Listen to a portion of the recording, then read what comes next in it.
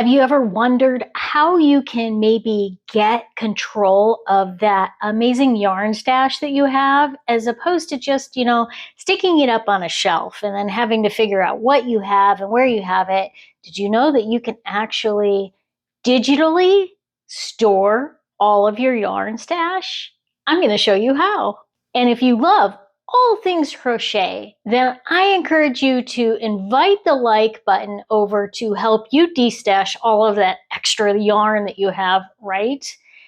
And remember to subscribe so that when you're working on your next granny square cardigan, you have something to watch while you're working on it.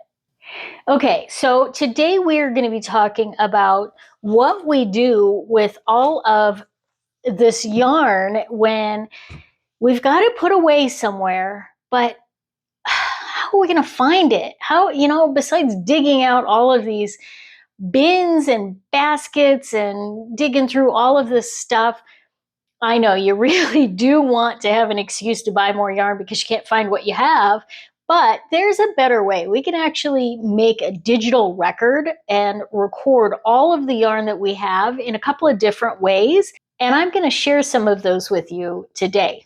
So if you're not familiar with Ravelry, Ravelry is this amazing online resource that allows you to find crochet and knit patterns, store the patterns that you're using. It also lets you store all of your yarn. And it's really a fabulous kind of place to get started if you are just beginning to build your yarn stash and you want something that's really turnkey and super easy. This is going to be a great place to start. They have an extensive existing library of yarns. So really all you have to do when you're in Ravelry is you go to your notebook once you've created an account. You go to your notebook and you pick stash, or you can just go to yarns and search for it. And you can start pulling up the yarn that you have here. My favorite way to do this is actually go over here to yarns, type in the yarn that I want to add. Let's say we're going to add this DIY glow. And I can type it in here. You can see I've actually searched for it before. So then we have the one that we want. We figure out which one it is. And you can actually just click on this stash and it lets you pick what colorway you have, add how many you have. Once you have that saved in there, you can actually add some extra things. So for example, if we switch over to my stash and we go to DIY glow, if we edit it, we can, update details on this. We can say where we've purchased it at, what date we purchased. We can include how much we paid for it. If you're big on tracking die lots, you can add that. I don't generally track die lots. Totally up to you if you're the kind of person that are doing larger projects that really need to have that. You can add different tags. You can even say where you stored it. So there's lots of different things that you can use this Ravelry stash feature for. However, while I did start out using the Ravelry stash, and you can see that I have quite a list in here of these already, there are a couple of things that I found to be limiting factors for using the Ravelry stash. The biggest one of all for me is that I can't use it on my phone. There's no app for Ravelry. So if you pull it up on your phone, which you can do, but you get this, it's not even mobile optimized website. So it's just really tiny font and you're having to constantly kind of spread it out and make it bigger and do all of these kind of things. And I don't like doing that. It is not my favorite thing to do. So that's one huge reason why I won't use Ravelry as my primary go-to for stashing my yarn. The other reason that I don't use it as my primary go-to, because when I put a pattern into a system, I have a way of turning it into a to-do list. So each round is actually a to-do item on that list. So I can check it off and say when I've completed that round. That way, if I'm put it away for a while, it's hibernating, I come back, I know exactly what round I'm on, because I do use that feature in this other tool I'm going to show you here in a minute to actually store my patterns. That way I can remember where I'm at without having to print them out and all that kind of good stuff. So that's another big reason that I don't use Ravelry for that purpose, because I like to have everything all in one place. So if I'm going to use that other tool, Notion, for my patterns, I may as well use it for my stash as well. So let's flip over to Notion and I will give you a quick tour. Now, what I want you to understand is that this is not meant to be a training video for Notion.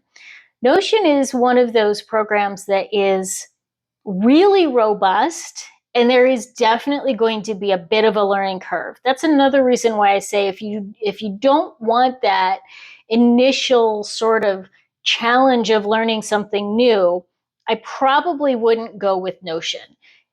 Ravelry's simple, it's easy, it's plug and play, it's already set up for you. There's nothing more to do other than adding your yarn to it.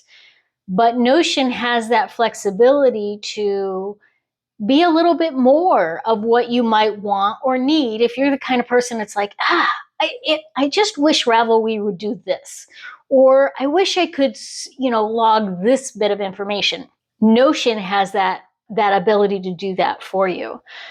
So some of the things that I like about having my stash in Notion allows you to create things either as a spreadsheet, or you can have it in this board form. And you can see I have mine set up so that it's sorted by weight of yarn, and you can move these around if you want to, kind of in the order of what you use, or however you want to move them around.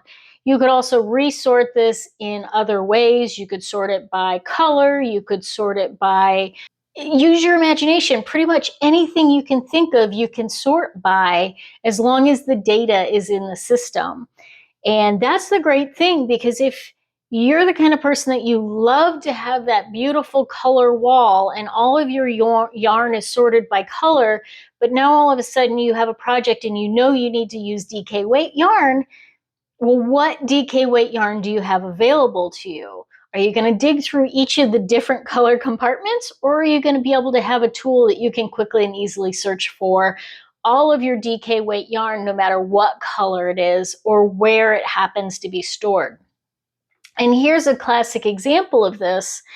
Today, I'm really excited. I was picked to be a tester for a new top, and the top pattern calls for DK weight yarn. So I'm like, what yarn do I have? I can quickly go through here and scroll, and I have it set so that it shows me how many grams of yarn I have or how many yards of yarn I have. So I can quickly scroll through this, or I can even filter it, sort it so that it is sorted by yards. Let's see here. I know I can. As soon as I find it, you're all probably seeing it. There it is, yards available.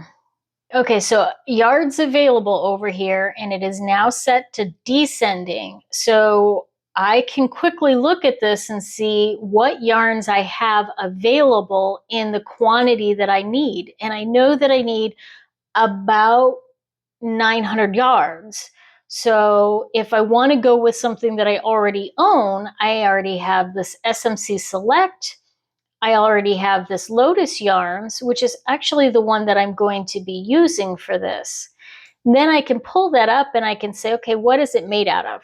Now, in transparency, I have not converted everything over to the system, so I don't have all of the details in here yet. But let's say, for example, I wanted to find out about this Hobie Cotton Kings, and I could come in here and I could see that it's made up of the right materials for the pattern that I'm making. And I got all of the information right there. The first step is going to be deciding if you want to actually use this program. So what are some bells and whistles? What are some things that you can actually track? Well, I've actually imported everything from Ravelry already. And when I did that, it actually created what are called properties in Notion for me. So all of these different properties are already set up. I did add some additional properties, but let me go through why I have the ones in here that I do. You can absolutely add or remove or delete. Use this as a template or a guidepost for what you want, but customize it so that it's completely flexible to your own needs. That's the great thing about it. I have a rating system in here so that I know if it's something that I absolutely despise using, I never have to buy that yarn again. And I have that reminder in here for me based on the rating system. Now, I don't use the rating system a lot, but I do like to have it for those things that are on either one of the extremes. Either, yes, buy this again because it is amazing yarn to use, or no, please do not ever buy this again. I'm talking to you, Red Heart Scrubby Yarn. Do not buy this again because it is horrible. So I do have that rating system in there. If I build this out over a long period of time, I'm really going to want to know what yarns I like and which ones I don't. Now, this yarn category actually is an import from using the Ravelry system. I will not be using this field going forward, but I still have it in there because there's data in it that I want to put in a different section. I have the color family so that if I'm looking for red yarns, for example, I can pull up anything that is a red yarn, or I can pull up the blacks or purples or whatever color it is. You know, I've got natural and undyed. I have multicolor. If I used a lot of multicolor, I might even break that down to say what colors it is. If I really wanted to, I could change this field so that instead of being a drop-down selection where I can only include one, I could say that it's a multi-select. And then instead of just saying multicolored, I could also say that it's pink and it's white. I kind of like that, actually. I might leave it that way now that I've got it set up. And then the colorway allows you to select whatever the actual color used by the manufacturer is. So whatever they use as the colorway, you can put that actual name in there. And then, of course, we have the weight, and these are pretty standard, so I definitely am going to leave that as just a single drop down. The yards available is actually a formula. That's what this little E over here means. It's a formula. And this formula takes a couple of these other variables. I like using the yards available over grams most of the time because that's what most patterns actually work from. They don't tell you what the grams are, they tell you more what the yards available are. So that's really important to know. And then I've got kind of just a quick little remaining skeins. I don't think I really need this in here, but it's a quick little identifier for me to say, do I have one skein? Do I have 5 skeins? How many skeins do I have? Remaining grams, that's how many grams of that I have left, and that's going to be important for this yards available feature. So what I actually am going to do is I'm going to move this up here so that these are all together because these all contribute to this yards available number. So the remaining grams, the grams per skein, and the yards per skein all contribute to the yards available. I'm losing my voice. I haven't even been talking much today. Again, the skeins here could be the same as what this remaining skeins is. So I think this came over from Ravelry. I don't use it. I will probably get rid of it once I convert everything into Notion. Grams used, I just added this field and I'm just starting to use it because rather than count how many skeins did I use each month, because this is a skein and this is a skein. Well, this is technically a cake, but it's still a skein.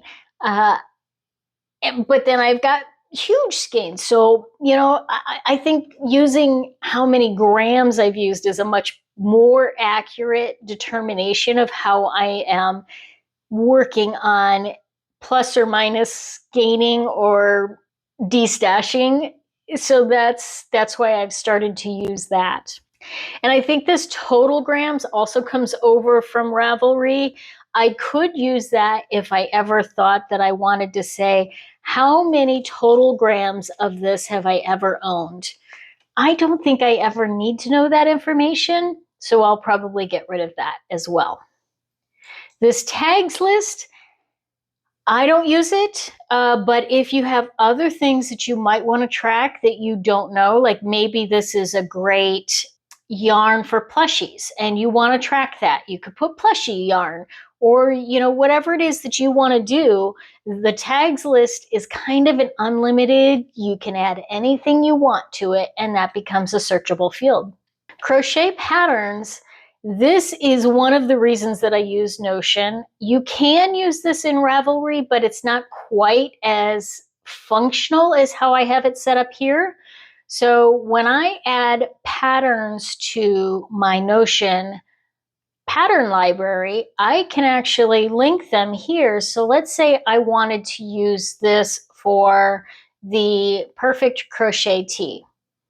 Then I could add it there, and then I know that if I click over here to this perfect crochet tee, it's going to say, oh yeah, this is the yarn that you want. So it's a cross connection for me, and I can use that yarn to make this particular pattern. So that is one of the really important reasons that I use this system. Then I do use the Ravelry link. I add it here because when I click on that, it automatically takes me over to the Ravelry listing so that I can look up any information that I haven't already recorded. But more importantly, I use this a lot for going into the projects and saying, give me some inspiration. What is this yarn used for? How can I use this? And that's like a hidden gem of Ravelry. You can even set this so that it only shows you the type of projects that you might work on. So I actually have this one saved. I don't know if I'll ever make it, but I think this is such a cool design. I don't know if I'd wear it, but it's neat. But it says, this one I might make for my granddaughter. This is a really good idea for that yarn, and I could make that pattern pretty easily for her. So it gives me some ideas of what I might want to use that yarn for. It also gives me some ideas on how it might work up. A lot of yarn companies will give you an example of a knit pattern, but they don't really show a lot of crochet. And crochet works up very different than knit patterns with yarn. So if you really want to know, especially if it's a variegated or a tonal or some sort of a specialty yarn that is not just a single solid color, you want to know how that might work up. So being able to kind of flip over and see some example projects is a great way to do that. And then I have washing instructions in here, which to me is very, very important. And then fiber content, because I'm always looking up the fiber content. Here I can say where I got it. That way, if I ever wanted to purchase it again, what I have not done, and I probably should, is actually link directly to that. But sometimes I just have the name of the store and not the direct link, those kind of things. I could add the price that I paid in case I ever use this for a project that I'm going to turn around and sell. I might really want to know how much I paid for it. And then of course because I have little storage places everywhere. I don't have a big wall, so I kind of can say where I'm going to store it. And then I can say any comments that I have, like maybe this is really splitty, or here's a great way to use this, or here's a great project for this, those kind of things. And then I literally pull these photos directly off of the Ravelry site. Let me go back here to the direct link, which is one of the other things that I like about using Notion. Ravelry doesn't let you copy and paste a photo directly into it. You have to save it to your drive and then you have to upload it. And it's a little bit of a pain in the hiney. Whereas with this, I can just say, okay, here's the yarn that I have. I could also pull this from the website. I could pull this up and save this image or copy this image, go right over here and drop it in and paste it. It's that simple. So that's a much more streamlined process than having to save it to my drive and then uploading it. Ravelry's upload is very slow and it's just not fun. So that's kind of how I have it set up. And it's really simple for me to work that way. I love the flexibility of using Notion. I can go into my Notion crochet library and I have, items that I want to buy. So if I had a pattern that was in my planned projects, I'll do another video on how I do patterns in here because I think you're going to like that. But I can, say, hey, here's my planned projects. Here's the things that I want to work on. Are there any yarns that I need to buy for these? I can throw those in the to buy. That way I'm not just, I try not to just go buy clearance yarn. Sometimes I do, but I try not to. And then when I do, I'm like, hey, I want to make the fluffy crop top because this would be a great yarn for that. I also have resources over here. So resources can be things like your different needle sizes, because I don't know about you, this should actually say hook sizes. I am constantly trying to say, oh my gosh, wait, an H hook is what size? What's the millimeters? Okay, America, let's just go with millimeters on this one. Could we please just go with millimeters on this one? It's so much easier. I've got that. I've got hat sizes, different stitch counts in the round. One of the things that I'm going to add here, and I haven't yet, is my sizes. So when I'm doing garments like this one, I already know what my sizes are, and I can just look those up in my resources. I also have yarns that I want to try just for the fun of it. I don't have to buy these, but these look like they're intriguing yarns. So these are all ways that I use this Notion library. And again, I'm going to share another video that talks about how I set these patterns up, because I think you're just going to, that's going to sell you on using Notion. But here's the nice thing. If you did start with using Ravelry first and you have all of this amazing yarn in Ravelry already, you don't have to start from scratch. You can actually go to the top of your stash and there is an export feature right here. When you export that, it's going to save as a CSV file. Technical term you don't need to know. And when you go into Notion, you can actually do an import and import all of those things. Again, this is not a Notion tutorial, so I'm not going to walk you through the exact steps. But let me tell you, it saves you a lot of time. And I'll actually link down below to a video that does give you a little bit more walkthrough of how to do some of those things. That way you're not like just having to go blindly looking at a whole bunch of Notion videos. And so that'll get you 90% of the way there for creating these things for your own crochet library. And if you ever expand beyond things like crochet and knit, this library can expand with you. So you can add any and all of your crafts. You can add sewing, you can add anything you can think of. Whereas Ravelry is really restricted just to the knitting and crocheting universe, this can expand to fit all of your hobbies, all of your interests. I even use Notion for things like my YouTube content, my life planner, If I'm going on a trip, I can use that. I can use it for my recipes. So everything that I need is all in one place. That's the nice appeal to Notion. I like to be able to have everything in one place. And the fact that I can do it on my phone is an even bigger benefit. So I'd love to know from you, are you going to be using Notion? Do you use Ravelry? Are you one of those people that's like, yeah, no, I don't even know how I ended up at the end of this video because I have no desire to record and track any of my yarn. That's okay too, because it's your hobby. You get to do whatever you want with it. I jones out on the data, so this is just something that works perfectly for my personality. It is another benefit to me of the hobby. So I love keeping track of those things. I really am excited to hear how you keep track of that, or if you even keep track of it. Let me know in the comments below. We'll have some more conversation, and I promise next week or the week after, I'll come out with another video that talks about how I do crochet patterns in here. You're gonna love it. So subscribe so you don't miss it, because I know you're gonna wanna see that.